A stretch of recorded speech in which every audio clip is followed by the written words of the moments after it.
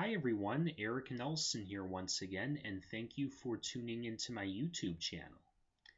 For today, I am back with another book review on the collection of short stories entitled Mother's Day Magic with Love.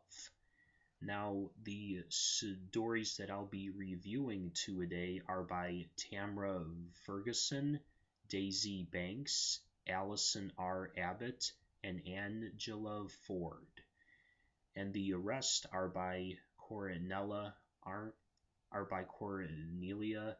Amory, Anna Kelslet Burke, Tamara Phillip, Mary Crawford, Q.D. Purdue, Carrie Allen Sedone, and Tyler Hosea, and Jarina Ruval Kaba, and Neva Skgorls Rodriguez. Now, I should mention that part of the proceeds of this collection will go towards the National Multiple Sclerosis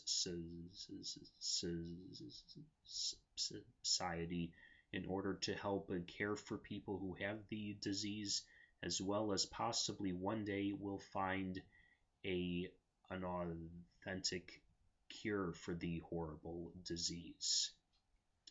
And with Mother's Day about a month away, as I review this on April 5th, 2016, I would like to say that these stories that I read from this collection, and I'm sure the others, really are a reminder of just how important our life teachers are.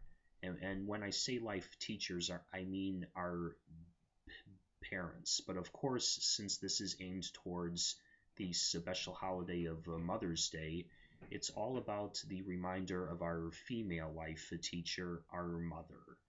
And I feel like in the media, it's either one side or the other side is celebrated in the media. And when I say one side or the other, I mean by a mama's boy or a mama's girl, or the complete opposite, where the son or the daughter are completely against the female authority. And I like to consider myself to be somewhere in the middle, where I highly respect my mother, but at the same time I want to become my own man. Because of course it's never a good thing to be so against your mother that you would resort to like violence or not wanting to be anywhere near her.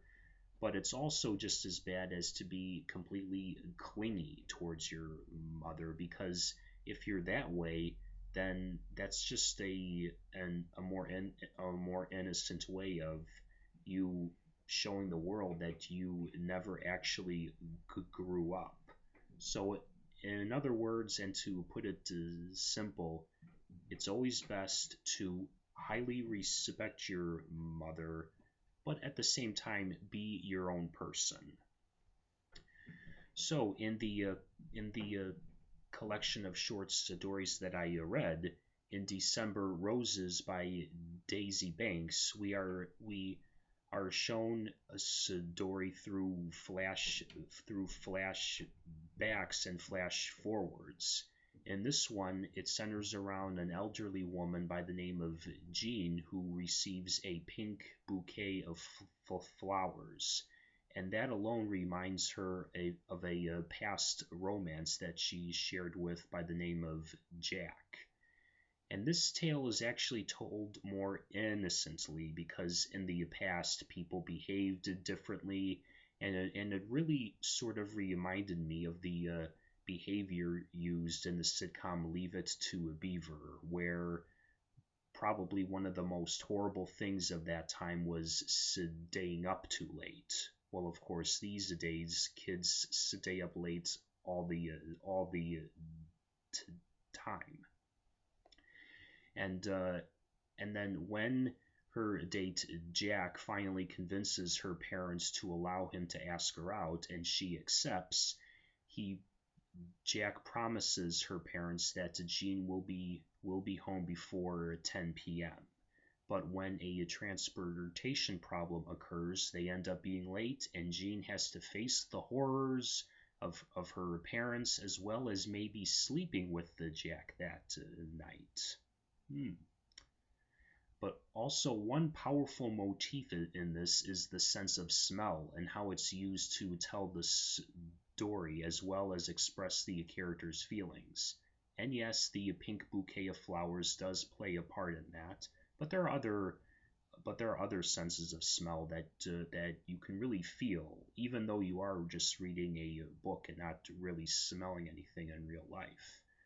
Now, the mother connection in this story is Jean's relationship with her daughter in the present time, and how she uses her past to possibly help her daughter's future. In Two Hearts Unspoken by Tamara Ferguson, Beth's whole world revolves around her son who has autism. And even though she loves her son to death, she knows that the men who she dates are turned off by him and his behavior.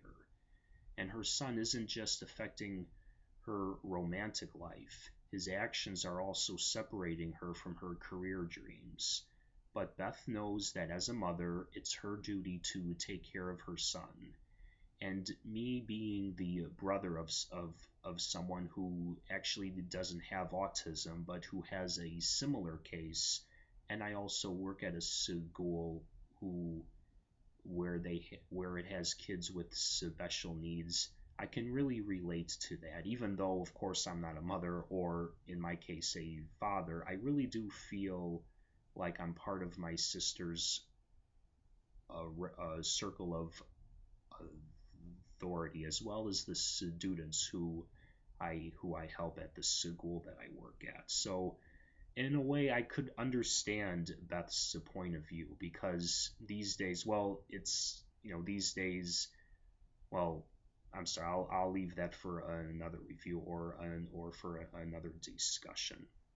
So in other words, she kind of goes along her life of just realizing that her son is her main goal in life. That is until an Iraq war veteran who at first seems real shy by the name of Zach comes into their lives. And not only does he take a liking towards Beth, but he also accepts and connects well with her son. Not at first, of course, but as time goes on, they actually do connect. But the romance between Beth and Zach still have its obstacles, since Zach has both a physical and an emotional scars from the war. In An English Rose by Allyson R. Abbott, Rosemary is an 85-year-old woman who cares deeply for her children but is concerned about them as well as their life choices. She feels like she's failed as a mother, but when a man named Bill comes into her life, she sees her world not completely different, but she begins to see it a little bit more clearer. Now, how does this affect her children? Well, without giving too much away, this book has much more than its fair share of sad moments, but in my opinion, does have some happy moments as well.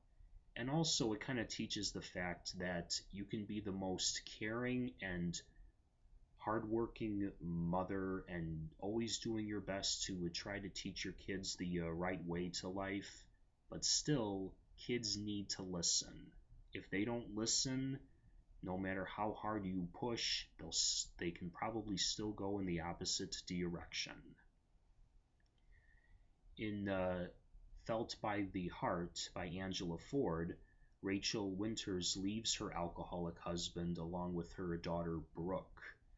Now, despite a disastrous marriage, she actually does have a great business, which is a bakery/deli, and she cares deeply for the business as if it's another kid, because it keeps their income afloat, and she has a daughter, of course. So she really does work hard to keep it afloat for the sake of her and her daughter Brooke. And then later on, a new customer by the name of Derek Rutherford, who is a businessman, comes into the place, and they take and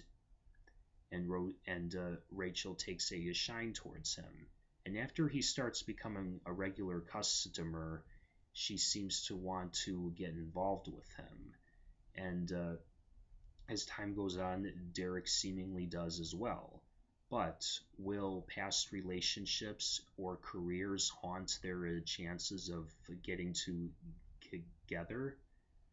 Now, the moral to all of these seemingly different stories are simply this: respect your parents, especially the person who actually brought you into this world. So you can get these short stories anywhere, especially Amazon, and I hope to see you all at the bookstore or the iBookstore.